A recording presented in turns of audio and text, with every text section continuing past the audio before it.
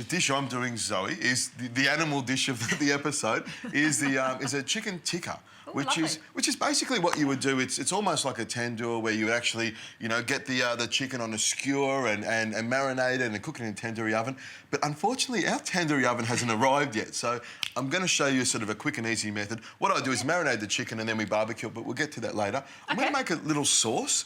And it's a sort of a generic sauce, but with some fresh tomatoes and things in there that will make it nice and tasty, I think, because you need some sauce on meat, don't you? You need a bit of oomph to Indian curries anyway. Exactly. So this is a quick and easy one. Now, Zoe, the first thing I'm going to get you to do is I've got some ginger and garlic that I've peeled. You're going to microplane. You ready with the microplane already? I'm ready and keen. You just love it. Now, I've got some ghee here, which is basically the fat part of the butter, which is even more delicious. You can see it's white. It's what a lot of subcontinent or Indian people use to start off their curries. They don't use oil, they use ghee. I think it's got a great flavour. It's a great thing to start with. Also, a really stable fat to use. Oh, we love stable fats here. I've got an onion here. Just slice it nice and fine. That's perfect. That's really is the easiest way to do it, isn't it? It's the best way. Can you pass me that wooden spoon? I'm just going to pop the ghee straight in here. Now, you can see it starts to melt straight away. It's almost like, you know how you use the coconut oil? Yeah, very similar. It's a similar sort of product, but you do get that buttery sort of flavour from it. Now, into the pan it goes. And the beauty of using ghee as opposed to butter is that ghee will actually cook at a higher temperature. So what I'm going to do is sweat these off. I've got some salt in there, and already it's really hot. It's softening up. Zoe, what I'm going to get you to do is those tomatoes, which will form the base of this sauce, if you can get them and chop them up nice and fine, don't be too fussy with them because it's all going to cook down in a sauce. I've got some cumin here. I've got some garam masala. And I've got some cayenne pepper, just to give it a bit of a kick. And once the onions have sweated down a little bit, I'll pop about a tablespoon of each in. And the idea is to sweat these spices off in the oil. It's the best way to get the maximum amount of flavour out of your spices.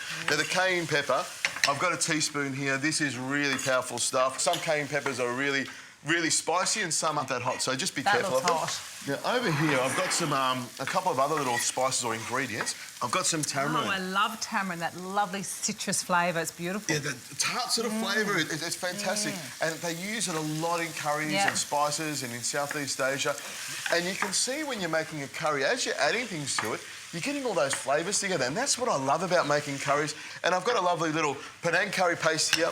I know I'm cheating a little bit. Before you write in an email and say, he's using Penang curry paste, I lived in Penang, and I love the flavours, so I'm going to add some of that to this little sauce. That's got that similar, very sort of tomato-y type of base to it as well. Now, I've got some coriander, and you can see I'm just going to take off the roots here, and I'm just going to use the stem. Just cut them about 1 centimetre apart, and I'll cut them all the way up till I get into the leaves. I'll put the leaves aside here. We'll use them for later.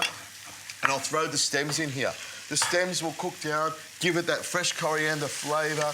Now, what I'll do is now we've got it all simmering away. It looks fantastic like this. We're going to throw this tomato into here and let it cook down. All the flavours will come together, and this will be a great little sauce. Now, to go with that, what I'm going to do is I've got chicken breast because this is the animal part. And I love the way you said that. It was fantastic. I've got my chicken breast on a board here, and I'll just cut it out of the packet here. This is lovely free-range chicken breast onto my chopping board.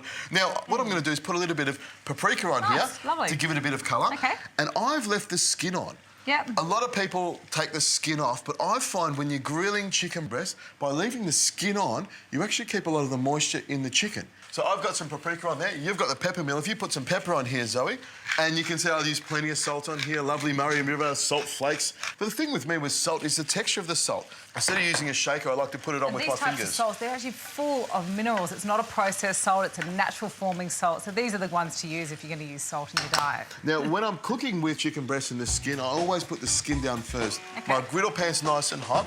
What I do is just put the skin down like that. Adrian, no oil. No oil, which is why I love using a griddle pan. I'll just make sure I get all those bits of paprika and the salt on there. The thing about a griddle pan like this, you just put it on here, leave it there for a couple of minutes, we'll turn it a couple of times, we'll come back to this sauce, which will be just about finished, and we'll have a lovely chicken dish.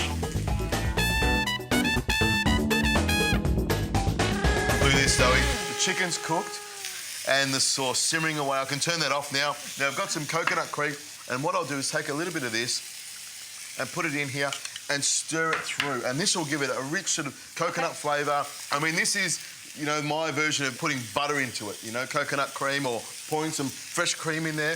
You can see that it changes the colour a little bit by making it a little bit lighter, and I know it makes it taste good. Now, that coriander there, can you just chop the coriander leaves? And I'll just take this chicken breast out. Look at that nicely barbecued chicken breast. We'll throw that straight into the sauce.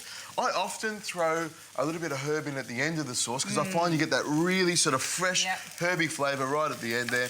And I've just got that sizzling sound in the background. Isn't that lovely? It's one of your favourite sounds, no doubt. That's fantastic. There we go. Chicken breast here. I'll put a little bit of the sauce on top. You can see, you know, the breast is great, it's lovely meat, but you need a bit of moisture in there as well. I know we've got the skin there, which is nice and crisp. I'll pour a little bit of this sauce over the top. Smells great. I like the black plate. This was your selection, wasn't it? Look, it definitely shines out that food. I mean, it makes it look really, you know, stands out. There we go. Put a little bit of rice on the side there because I love... You'd have something like quinoa or brown rice on there. Quinoa, brown rice. I mean, look, I tell you what I do like before I've even tried this. I like the chunkiness because most tikka sauces, they're pureed and they're processed. So anything that you can sort of see and munch in, I like a lot more. Well, what do you think of that? You like it? It's fresh. I like the coriander in there. Fresh. A bit like me on a Saturday night, really. Here we go. I don't think so. We'll try that chicken. And I love the way that the skin stayed nice and crispy. Good combination, fresh. I love the tomato flavour. Look, I mean, I don't even think it needs the coconut cream in it personally. I probably would opt for the olive oil, but, you know, it's not a bad start. Works for me.